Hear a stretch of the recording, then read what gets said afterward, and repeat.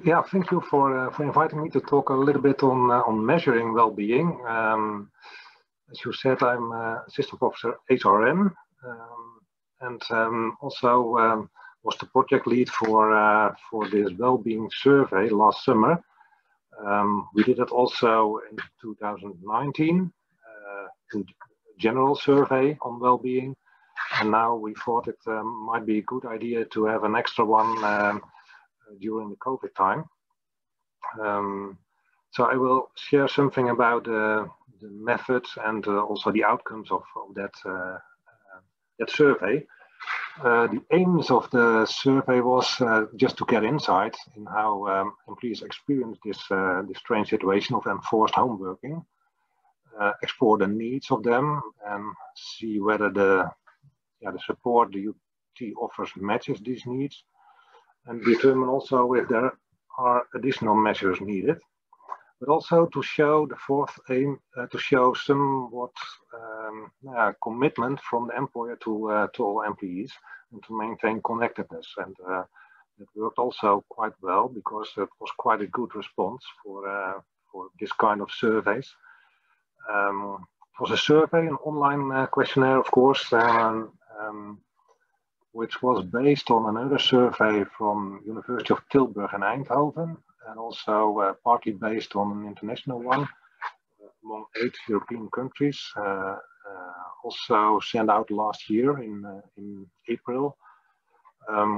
We sent it out during summertime with a reminder to all employed at the 1st of July, all employees, and also to our PhD candidates. So more than 3,800 people got a link. Good response, 58%. Net response of usable answers of almost 54%. That's quite good. It was more compared to the former surveys, at least. And after analysis and report, a very important round of presentations were held among all boards, from the executive board with the university council to all faculties and all service departments. So I think I presented it more than 18 times to all those groups. Some of the outcomes are summarized now. There were 4 parts in the survey, one on work experience, and for instance, this is one of the outcomes. Yeah, of course, most of them are working at home, fully at home, 72%, but are doing quite well. They can do their jobs still. We also analyzed a lot of their open remarks, and I think more than 1,500 remarks were put on our screens. So that was quite heavy to analyze it, but we did, and of course most of them are negative, as you can imagine, by the people most want to complain something about during this kind of surveys, but also some positive, of course, and the negative ones were quite somewhat related to efficiency, but also to physical health and mental health issues.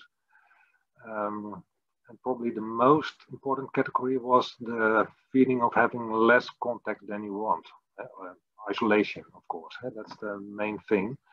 Combined with work pressure is a severe one. That's not a good combination. So that was one of the focus point of what we should do with it. A second part was on health and well-being. And apart from some other questions directly on health, it was also this one. And again, the most frequently mentioned factor was isolation, lack of social contact, fatigue, another one, lack of structure in the day, and distraction by other household members. Being it pets or not, I don't know, but that was one thing. Also, workload was measured. Overtime hours also, and was compared to the former measurement points. So workload was also split up among the different function categories. And as you can see, the most the people who suffered most from work pressure, perceived workload, I have to say, are the full professors, and then the associate professor and assistant professor. So alongside with the managers. So those are, and it's explainable because they have to teach. They had to teach suddenly online, so had to change all things. And the managers also has to do things quite differently. So this was well recognizable by all the boards we presented it. We had also something on the near future, and still they want to work from home more often, also in the near future. That's despite of all the issues about isolation or whatever. They felt also, well, it might be a good thing, quite efficiently, etc. And as I said, not more than 40 to, let's say, 50% of the working time. So 2, maybe 3 days at max, and then return to office. So 2 days at office, 3 max at home. Finally, some recommendations for our community. We had some recommendations about improving support from home working, also the physical things, like you also said already. Reduce the workload, at least for specific groups and for some time. Pay attention also to specific groups, also the younger ones. In our survey, they came also out of one of the most hit groups, so to speak. Especially those who came from abroad, with families and friends far away, then suddenly here in a lockdown situation. That's quite hard.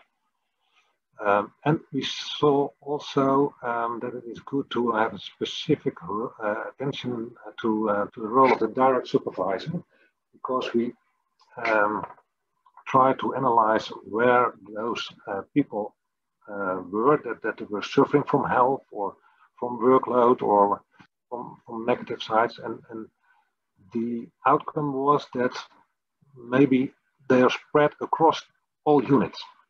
It's a little bit about certain function categories, but across all units. So every supervisor has to deal with people who can cope with it and who cannot cope with it. So that's the idea that the role of the direct supervisor is quite important. 2 other remarks, and then I will stop. We want to measure it more frequently than normally. When we presented this to the people, they all said, yeah, that was the measurement point was in the summertime, and now it's different already in October or November. We want to have more up-to-date data, so we decided now to do it 3 times a year, not to the whole population, to 1/3 each time, so that we have more often the outcomes. And also one important thing related to especially the workload issues that came out of this survey. We said we can offer them a lot on how to cope individually with work stress, and we should do it.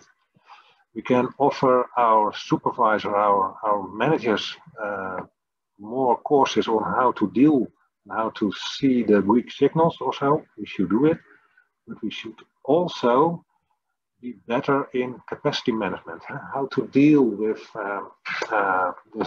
workload and how to distribute fair shares of each of the work among faculty.